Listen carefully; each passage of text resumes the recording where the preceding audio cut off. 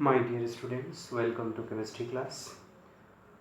हम लोग आज limitation of Rutherford's atomic model देखेंगे। ये थर्ड लेक्चर है स्ट्रक्चर ऑफ एटम का। पहला limitation, it could not explain the stability of atom. Stability of atom के बारे में एक्सप्लेन नहीं करता। And it did not say anything about the distribution of electrons as well as energy of electrons.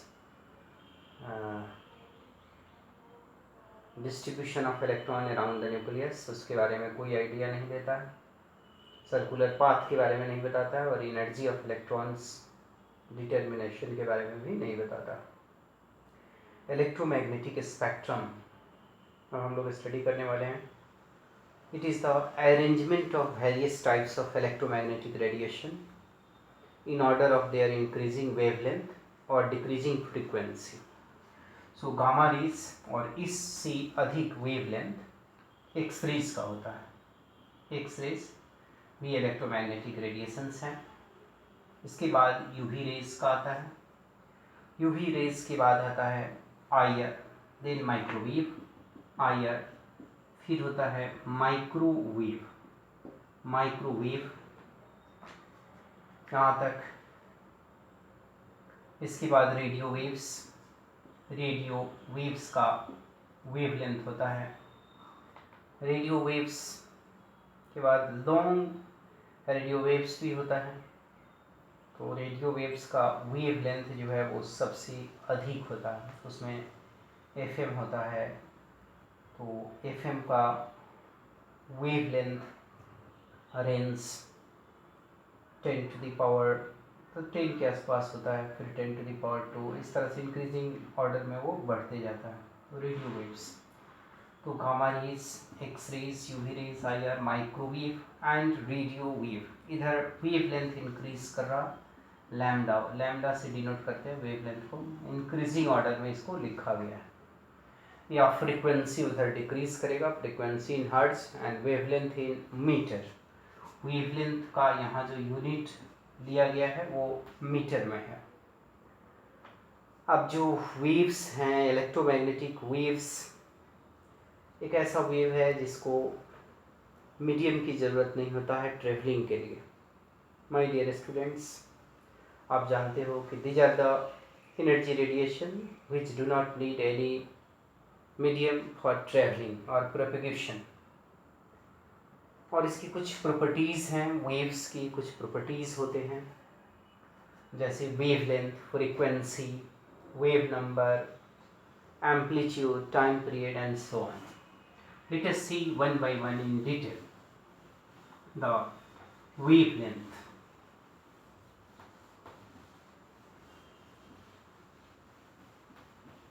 अगर मैं छोटा सा यहाँ डायग्राम बनाता हूँ ताकि हम समझ सकें उस वेव को और वेव की प्रॉपर्टीज़ को। ये मेन पोजीशन से इलेक्ट्रोमैग्नेटिक वेव्स है और ये जो ऊंचाई वाला प्लेस है उसको बोलते हैं, टॉप वाले प्लेस को क्रेस्ट, और ये है क्रेस्ट और ये ट्रफ कहलाता है। इसी तरह ये क्रेस्ट है, ये ट्रफ है, और ये जो डिस्टेंस है मेन पोजीशन से उसको एम्पलीट्यूड कहते हैं। और दो क्रेस्ट के बीच का जो डिस्टेंस है उसको वेवलेंथ कहा जाता है। This is wavelength. इधर एनर्जी इंक्रीजिंग ऑर्डर में दिखाया गया है। ये वाइब्रेटिंग सोर्स है, Vs, that is the vibrating source. तो let us study properties of waves. Wavelength. Wavelength is the property of wave. दो क्रेस्ट या दो ट्रफ के बीच का डिस्टेंस होता है। दो क्रेस्ट या दो ट्रफ के बीच का डिस्टेंस यहाँ से लेकर और यहाँ तक के बीच का डिस्टेंस जो है वो ट्रफ कहलाता है। So the distance between any two consecutive crests or troughs is called wavelength. It is expressed in terms of centimeter, nanometer, micrometer, angstrom और picometer. Wavelength इसको lambda से डिनोट करते हैं, lambda से डिनोट करते हैं, and it is the distance between two, the distance between two consecutive, the distance between any two consecutive or neighboring consecutive crest or troughs, दोनों के बीच का जो डिस्टेंस होता है वो वेवलेंथ कहलाता है. It is expressed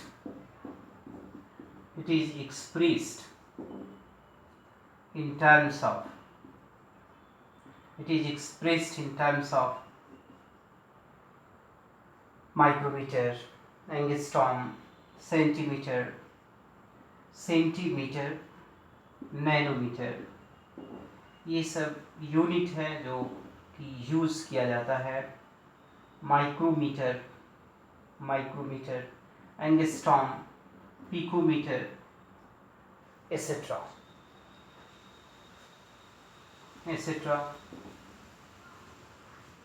फ्रीक्वेंसी और वेवलेंथ के बीच जो रिलेशन होता है वो आगे हम लोग देखने वाले हैं. तो ये फ्रीक्वेंसी है. अगले नेक्स्ट टॉपिक में हम लोग इसको डिफाइन करेंगे. 1/λ होता है फ्रीक्वेंसी, और ये रिलेशन कैसे आता है इसको भी हम लोग देखने वाले हैं. अब हम लोग देखते हैं वेवलेंथ के बाद frequency, then wave number, amplitude and so on.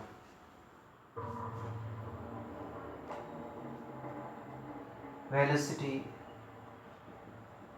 and so on. Frequency को न्यू से डिनोट करते हैं. The number of times of a wave which can pass through a given point in 1 second. So number of waves passing through a particular point in 1 second. The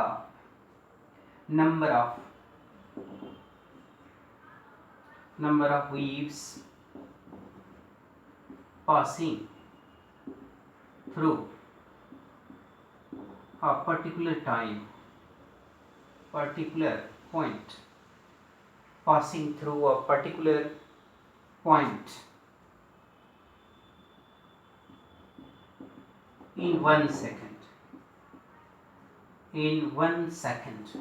तो इसको frequency कहा जाता है. Frequency का unit hertz होता है या CPS भी होता है, साइकिल पर सेकंड. इसका यूनिट सीपीएस होता है या हर्ट्ज भी लिखते हैं. Most frequently used unit hertz होता है. CPS stand for cycle per second. CPS is one of the unit. Frequency को न्यू से डिनोट करते हैं. Nu equal to c by lambda होता है. Means frequency inversely proportional wavelength का होता है. ये c वेलोसिटी ऑफ लाइट है और लैम्डा जो है वो वेवलेंथ है. वेवलेंथ अभी हम लोगों ने देखा था, और c जो है वो वेलोसिटी ऑफ लाइट है. वेलोसिटी ऑफ लाइट के वेलोसिटी को c से डिनोट करते हैं. The distance travelled in 1 second by the wave, उसको वेलोसिटी कहा जाता है.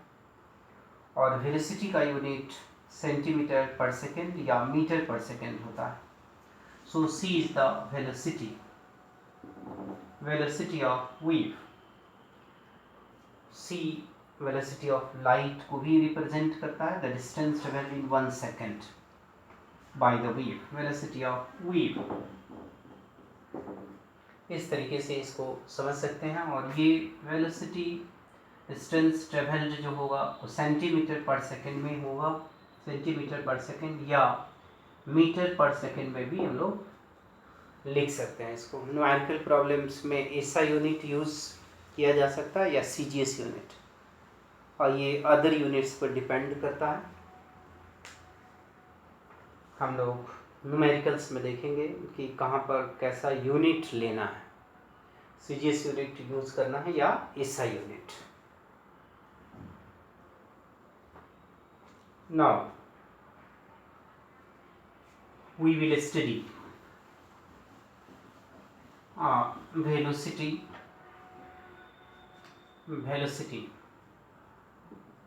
एक छोटा सा वेलोसिटी का डेफिनेशन हम लोग लिख लेते हैं. The distance travelled in 1 second. The distance traveled in 1 second by the wave, it is called velocity. इसको velocity कहा जाता है. It's called its velocity, or it is expressed in terms of centimeter per second or meter per second. One thing important here, velocity of light को c से denote करते हैं और ये 3.0 into 10 to the power 8 metre पर second होता है, या सेंटीमीटर में लिखेंगे 3.0 into 10 to the power 10 centimetre पर second.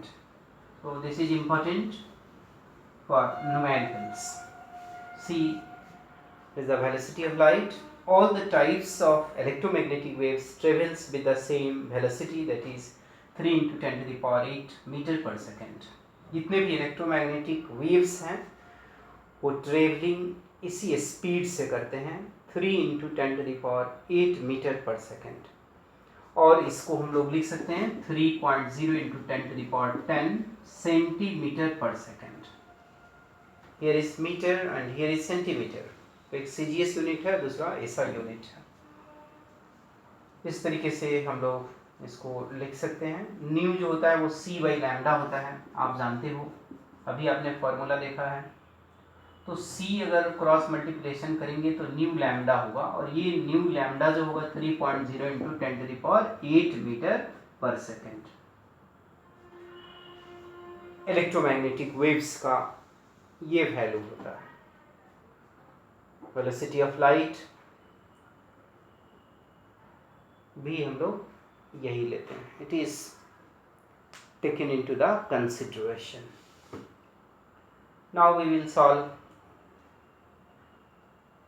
numerical problem over it, but before that I would like to describe wave number and amplitude.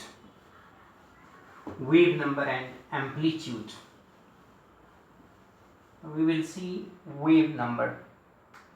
Wave number जो होता है वो न्यू बार से डिनोट करते हैं, और न्यू बार जो होता है, न्यू बार वो 1 बाई लैम्डा के बराबर होता है. तो लैम्डा क्या है? लैम्डा तो वेव लेंथ है. The number of wavelengths पर centimetre is called wave number. Centimetre inverse और मीटर इनवर्स इसका यूनिट होता है. यूनिट, और लैम्डा को सेंटीमीटर में एक्सप्रेस कर रहे हैं तो ऊपर जाएगा सेंटीमीटर इनवर्स. अगर इसको मीटर में लिखते हैं तो मीटर इनवर्स होगा. So we can define wave number, the number of wavelengths, the number of wavelengths, the number of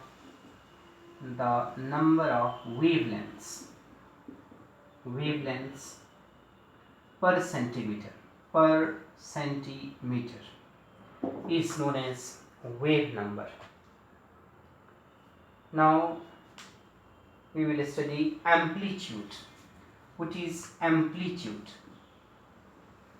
Amplitude मैंने डायग्राम में बताया था कि the maximum displacement of wave from the mean position.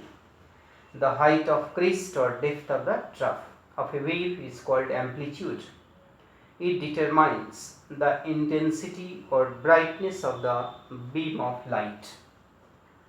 So, the maximum displacement of wave from the mean position is called amplitude. और amplitude को small a से denote किया जाता है. Amplitude को the height of the crest, the height of crest or depth of the trough. Depth means गहराई, तो depth of the troughs. तो ये जो डिस्टेंस होता है मेन पोजीशन से वो एम्पलीट्यूड कहलाता है. which determines the intensity or brightness of beam of light. इसका amplitude is the distance. So amplitude is the distance. तो कोई भी यूनिट लेंथ का होगा. द हाइट ऑफ क्रीस्ट और depth of the trough. Any unit of length will be the unit of the amplitude, which determines intensity or brightness of beam of light. Amplitude determines intensity or brightness.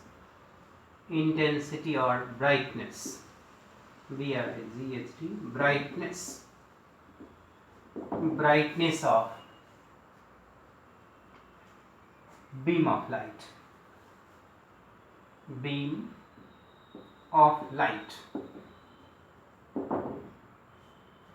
These are the properties of electromagnetic waves and electromagnetic spectrum. This is very important to know that what is electromagnetic spectrum. The electromagnetic spectrum is the arrangement of various types of electromagnetic radiation in order of increasing wavelength or decreasing frequency. बच्चों, electromagnetic जो spectrum होता है उसमें बहुत सारे electromagnetic जो waves होते हैं उसकी वेवलेंथ के बढ़ते क्रम में उसको सजाया जाता है और इसी अरेंजमेंट को इलेक्ट्रोमैग्नेटिक स्पेक्ट्रम के नाम से जाना जाता है. और जो इलेक्ट्रोमैग्नेटिक वेव्स होते हैं वो कुछ कैरेक्टर शो करता है और वह जो कैरेक्टर है उसमें से एक वेवलेंथ होता है जो अभी आपने स्टडी किया. Wavelength, frequency, velocity, wave number and amplitude. और इसमें खास रिलेशन होता है इन सबों. A wave of higher frequency has shorter wavelength and vice versa. एक वेव जिसका फ्रीक्वेंसी हायर हो उसका वेवलेंथ शॉर्टर होता है. आपको इस पर न्यूमेरिकल्स बनाने को दिया जा सकता है कि yellow light emitted from a sodium lamp has wavelength. यहाँ पर एक क्वेश्चन है कि वेवलेंथ दिया हुआ है. Yellow light emitted from sodium lamp has wavelength. कितना वेवलेंथ है? आप 580 nanometre. Calculate the frequency. Find frequency को न्यू से डिनोट करते हैं. फ्रीक्वेंसी निकालना है. वेव नंबर न्यू बार से डिनोट किया जाता है. Of the such yellow